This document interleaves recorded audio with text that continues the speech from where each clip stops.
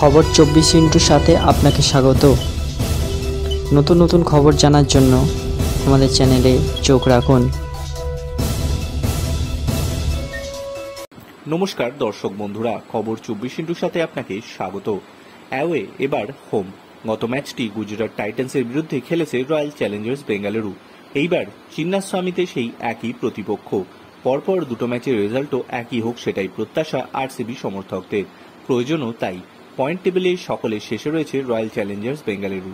এখান থেকে ঘুরে দাঁড়াতে হলে প্রথমত বাকি সব ম্যাচই জিততে হবে, দ্বিতীয়ত নেট রান রেটও ভালো করতে হবে। গুজরাট টাইটান্স বনাম রয়্যাল চ্যালেঞ্জার্স বেঙ্গালুরু ম্যাচে বিশেষ নজরে ছিলেন শুভমানের স্পিনাররা। বিরাট কোহলি বনাম রশিদ খান, নূর আহমেদ। তৃতীয় স্পিনার হিসেবে হয়তো সাই কিশোর। প্রথম লেগের লড়াইয়ে জিতেছে আরসিবি। শুধু ম্যাচই নয়, স্পিনের সঙ্গে লড়াইও তাক লাগানো ব্যাটিং করেছিলেন উইল জ্যাক্স। বিরাট কোহলিও হাফ সেঞ্চুরি করেন, তবে উইল জ্যাক্স যা ব্যাটিং করেছিলেন মাত্র 6 মিনিট। উল্টো দিকে বিরাট দাঁড়িয়ে স্ট্রাইকার প্রান্ত থেকে ব্যাটিং তাণ্ডব দেখান উইল জ্যাক্স। মাত্র 6 মিনিটে হাফ সেঞ্চুরি থেকে সেঞ্চুরি পৌঁছে যান। মাত্র 10টি ডেলিভারিতেই সব হিসেব ওলটপালট করে দেন। 9 উইকেটের বিশাল ব্যবধানে জিতেছিল আরসিবি। এবার ঘরের মাঠে তারই অ্যাকশন রিপ্লের অপেক্ষায় বেঙ্গালুরুর সমর্থকেরা। আরসিবির চিন্তা তাদের বোলিং বিভাগ। অরেঞ্জ ক্যাপ হাতছাড়া হয়েছে বিরাট কোহলির।